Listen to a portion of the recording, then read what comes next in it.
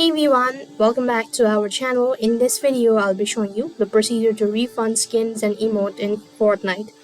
To refund skins and emotes in Fortnite, you want to follow these steps. First of all, you want to open the Fortnite application and log into your account. As logged in, on the next field, you want to click on the profile initials from the top right hand side corner of your screen. Next, you want to go ahead and click on the gear icon from the menu bar, and from the list, select support and refunds. When you click on support and refund, next you want to click on return or cancel purchase.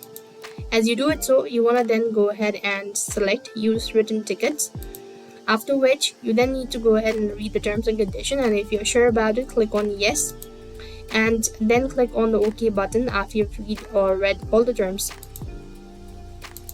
And then you could go ahead and select what sort of item you would like to refund, and accordingly you'll be able to refund skins and emotes in Fortnite. So that's all. I hope the video was helpful. Make sure to like, share and subscribe. Thank you for watching. See you in the next video.